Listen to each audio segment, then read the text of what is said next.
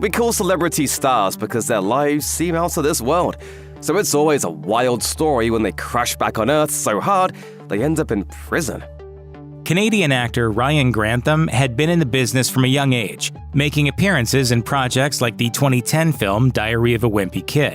In his teens, he began to land some pretty high-profile roles, earning guest spots on the hit series Supernatural and Riverdale. He seemed poised for even greater success, until the day he threw away his career in shocking fashion.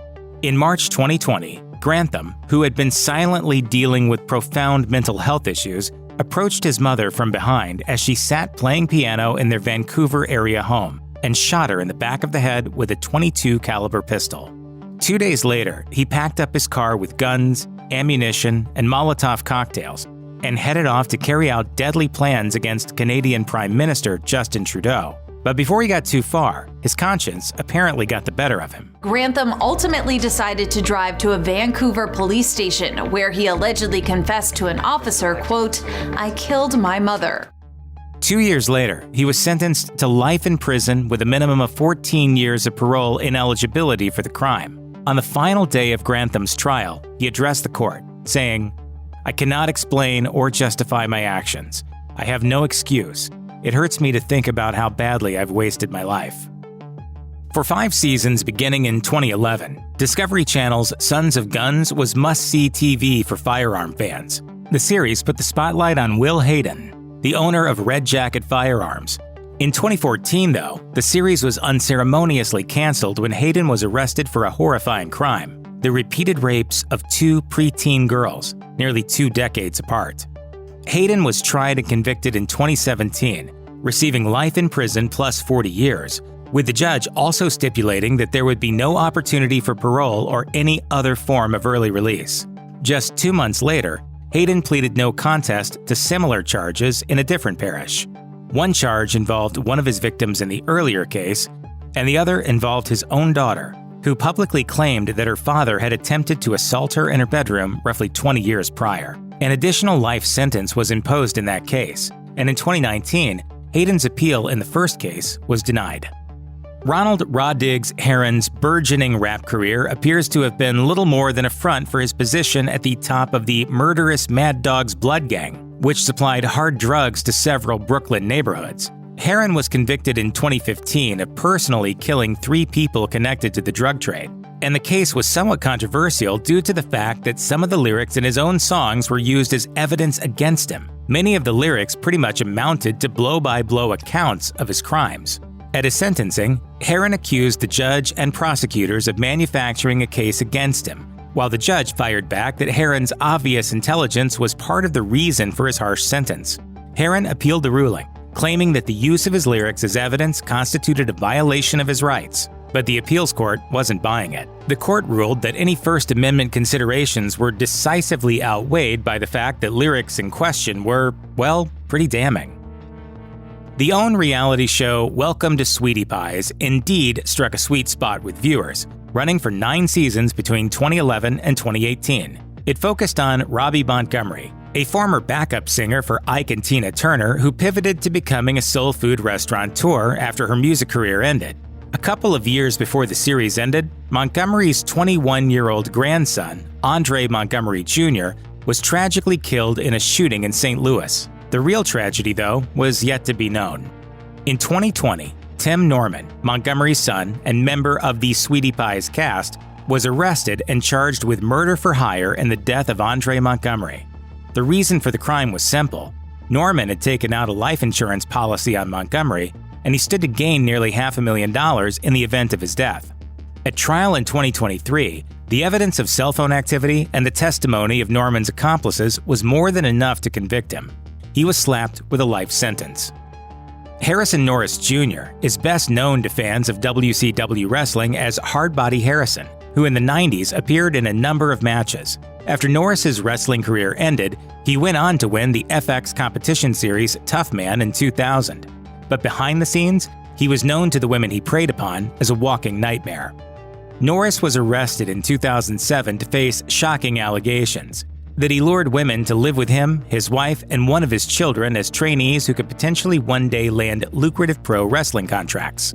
Instead, he held them as virtual captives, creating never-ending debt to him for failure to properly perform chores or tasks, and collecting on that debt by forcing them into prostitution. He kept them in line with threats of violence, and the fact that he transported them across state lines on occasion was enough for him to be prosecuted under a federal anti-human trafficking law that had been passed 7 years earlier. In November 2007, Norris was convicted and sentenced to life in prison. Tackle Keith Wright was signed by the Houston Texans out of college in 2003, and he bounced around to several teams before retiring in 2006. In 2011, he was arrested in Sacramento, California on suspicion of taking part in a string of home invasion robberies in the area. Prosecutors alleged that Wright did more than mastermind the robberies, where victims were threatened with a gun to get them to give up money and property. During one of the robberies, he kidnapped and sexually assaulted one of his female victims before making her drive him around town, withdrawing money from 2 banks.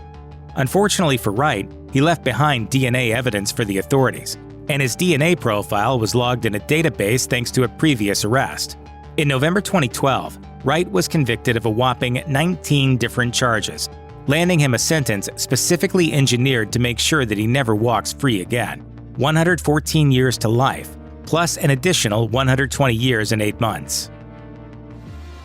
That 70s show turned into one of the most beloved sitcoms of the late 90s. In the series, Danny Masterson plays Stephen Hyde, who is presented as the chilled stoner of the friend circle, but never short of biting comments or pitch-perfect one-liners. That 70s show aired for 8 seasons, eventually receiving a revival in the form of 2023's That 90s Show. The revival follows the next generation of characters and brings back a few of the previous cast members. Masterson's Hyde, however, is nowhere to be found in this continuation because of the real-life actions of the actor. And you'll be caught soon. I know you will. I will.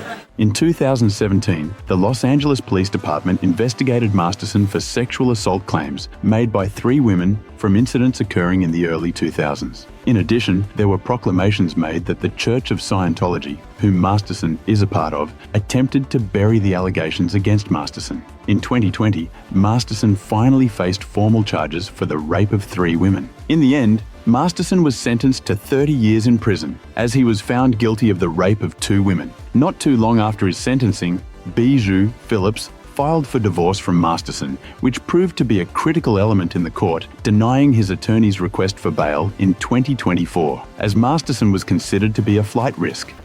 In the mid-90s, Tammy Sytch, aka Sunny, became a star attraction in the then WWF. Starting off as the manager for the Body Donners, Sytch worked her way up to become a major personality in the professional wrestling company, while also crossing the pop culture divide. In fact, at the height of her popularity, she became the most downloaded woman in AOL history. In 2011, Sytch was recognized for her achievements in the wrestling business by being inducted into the WWE Hall of Fame. Outside of the squared circle, Sytch found herself in trouble with the law, as she was arrested for driving under the influence on several occasions and even had her license suspended. In March 2022, Sytch was arrested in Florida after the vehicle she was driving collided into another car, resulting in the death of 75-year-old Julian Lassiter. The authorities discovered both alcohol and traces of cannabis in her system at the time. In November 2023, Sytch was sentenced to 17 years in prison. Reading a statement after her sentencing, State Attorney R.J. Larissa said, "The defendant's history of drinking and driving is horrendous. It was only a matter of time before her drunk driving killed an innocent and unsuspecting individual."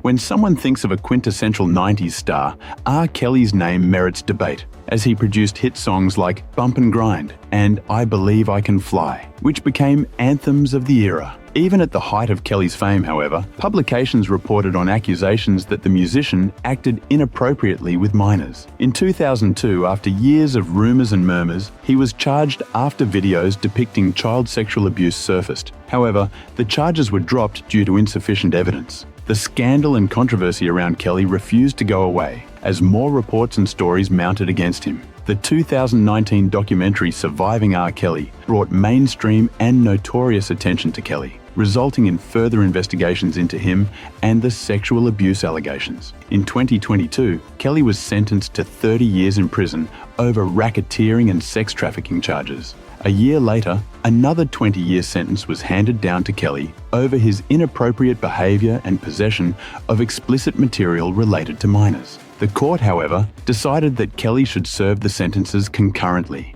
culminating in only an extra year being added to his prison term. Kelly appealed one of the convictions, but it was upheld by the court.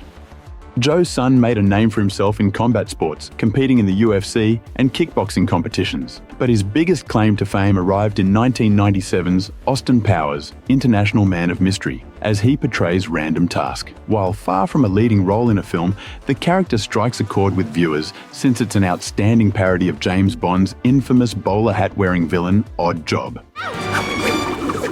Oh, that really hurt.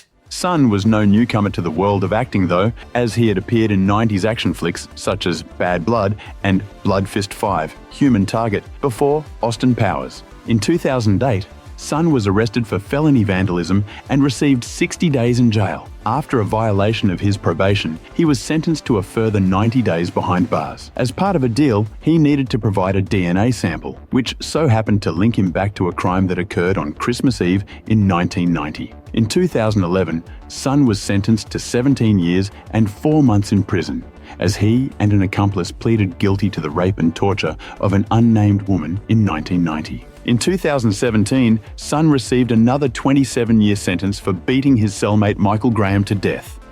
Despite appearing in the NFL and other football leagues across the late 80s and 90s, Eric Naposki's sporting achievements appear all but forgotten, as he's now remembered for being a part of a tragic love triangle that resulted in the murder of Bill McLaughlin, who was shot dead in his home in 1994. Prosecutors said that Naposki's girlfriend, Nanette Packard, who was engaged to McLaughlin at the time, encouraged Naposki to kill McLaughlin so that she could claim a lucrative life insurance policy. The case went unsolved for many years before both Packard and Naposki were found guilty and received life imprisonment without parole in 2012. Speaking to ABC News in 2021, Packard denied her involvement in McLaughlin's murder, adding that she had no clue who committed it either. I don't know for sure. I never said that Eric did it because I couldn't say that Eric did it for sure. I don't know that. Marion Hugh Suge Knight Jr. is the former CEO of the infamous 90s hip-hop label Death Row Records, which released numerous multi-platinum albums by the likes of Dr. Dre, Snoop Dogg, and Tupac Shakur, before falling into obscurity by the turn of the century.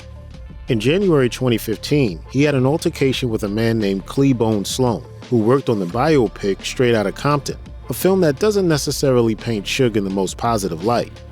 The fight got so intense that Knight ended up grazing Sloan with his vehicle and running over a man named Terry Carter, who died from his injuries. Knight initially claimed his actions were in self-defense and that he was being chased by 2 armed men. 3 years later, Knight entered a plea deal and was sentenced to 22 years in prison for voluntary manslaughter and 6 years for a third strike violation, which totaled 28 years behind bars. He has been serving time at the Richard J. Donovan Correctional Facility in San Diego County, California since 2018 and isn't eligible for parole until 2037. Not long after he was sent to prison, Knight claimed that Dr. Dre was behind a plot to assassinate him. He told The Blast it was a murder-for-hire scheme with a paper trail that proves Dre was involved in a plan that would get rid of Knight. So far, nothing has come of these accusations. Film mogul Harvey Weinstein is in prison based on the allegations of just 2 people, Miriam Haley and Jessica Mann, even though a total of 87 women spoke out about the sexual abuse they experienced at his hands over the years. According to Biography, Weinstein was arrested in New York and charged with rape, committing a criminal sex act, sexual abuse, and sexual misconduct in 2018. Investigators in California and London were also targeting the producer for sex crimes. Before he went to trial, Weinstein posted $1 million bail and was ordered to wear an ankle monitor. He was later indicted on charges of rape in the 1st and 3rd degrees, a first-degree criminal sexual act, and other felony sex charges. The entire time, Weinstein refuted the charges and claimed that the victims were willing participants. At one point during the investigation, a spokeswoman told USA Today, any allegations of non-consensual sex are unequivocally denied by Mr. Weinstein. In 2020, the producer was found guilty of committing a criminal sexual act against Haley and rape in the 3rd degree. He was found not guilty of predatory sexual assault and rape in the 1st degree against Mann. Weinstein was sentenced to 23 years in prison and is a registered sex offender. New Orleans rapper C. Murder-born Corey Miller was convicted of second-degree murder for killing a teen named Steve Thomas in a nightclub in 2002. The rapper started serving a life sentence in Louisiana State Penitentiary in 2009, according to NBC News. However, there's a twist in his case. Since his incarceration, 2 major eyewitnesses came forward to recant their testimony. Plus, an unlikely ally has come to his defense, reality star Kim Kardashian. In April 2020, the Supreme Court determined that jury verdicts in trials involving serious crimes must agree unanimously. In Miller's case, he was convicted 10-2. Kardashian, who is studying to be an attorney, tweeted at the time, "Since his trial, witnesses have recanted. New evidence of his potential innocence has come to light, and there are claims of jurors being pressured into voting to convict." One witness, Kenneth Jordan, revealed that he was pressured to lie about C. Murder because he feared being imprisoned himself on unrelated charges. The other witness, Darnell Jordan, also claimed he felt pressured to lie under oath. Meanwhile, the convicted rapper has claimed he's innocent of all charges. They got me for a second-degree murder, something I didn't do. Michael Jace, who you may know for the television police drama The Shield, shot his wife in front of their 2 children in their Los Angeles home in 2014. According to CNN, he was sentenced to 40 years in prison for the murder. The motive for the killing appeared to be jealousy. His wife, April Jace, wanted a divorce, and the 53-year-old actor was convinced she was dating another man. After committing the murder on May 19, 2014, he called the police and his father-in-law and admitted to the crime. Jace had a history of violent behavior. A friend of his first wife revealed in a sworn statement during a 2005 custody case that he had choked and hit his first wife and slammed her against the wall. Jace's acting career spanned 2 decades, including a role as basketball legend Michael Jordan in the made-for-TV movie Michael Jordan, An American Hero. In 2013, actress Shannon Richardson, whose big claim to fame was playing multiple zombies on The Walking Dead, pleaded guilty to developing, producing, possessing, and transferring a toxin with the intent to use it as a weapon, according to the Texarkana Gazette. She mailed threatening, poison-laced letters to then-President Barack Obama and 2 other people. Richardson bought supplies for the plot using a credit card and account under her husband's name, and she made the poison ricin using castor beans in the home she shared with her husband and 4 children. She was also pregnant while making the concoction. 1 or 2 grains of salt would be the equivalent size of the amount of ricin that could be lethal to a human being if a person ingests or inhales it. She mailed the letters to Obama, New York Mayor Michael Bloomberg, and a man named Michael Glaze, who was employed by Mayors Against Illegal Guns. The FBI collected and examined all of the correspondence. Richardson wrote about gun control in the letters and tried to set up her husband for the crime by planting evidence in his car and lunchbox. Despite her attempt to frame him, she was arrested in 2013 and eventually given an 18-year sentence. Richardson is serving time in a federal prison in Fort Worth, Texas, and could be released in 2029. She is not eligible for parole. Nathaniel Glover, aka Kid Creole, is a founding member of hip-hop group Grandmaster Flash and the Furious Five, and he is currently being held at the Vernon C. Bain Correctional Center in the Bronx. He has been there since 2017, but is yet to go to trial according to The Source. Glover, 61, was arrested and charged with murder in the 2nd degree after stabbing a man named John Jolly in the chest. Glover and Jolly, a registered sex offender, had an altercation in Midtown Manhattan. During an interview in March 2021, Glover was eager to tell his side of the story. He has previously been labeled as homophobic, but insisted he merely acted in self-defense and disputed reports that he had problems with the LGBTQ community. Glover claimed he was minding his own business when Jolly aggressively pursued him and appeared to have harmful intentions. Glover initially thought Jolly was trying to pick him up before the latter began to follow him. Glover is still waiting for a trial date and is struggling to stay positive. He explained, "I'm suffering. I'm locked in a room 24 hours a day, 7 days a week, day in, day out, not knowing what my fate is going to be because my case is dragging on. It's very difficult for me right now."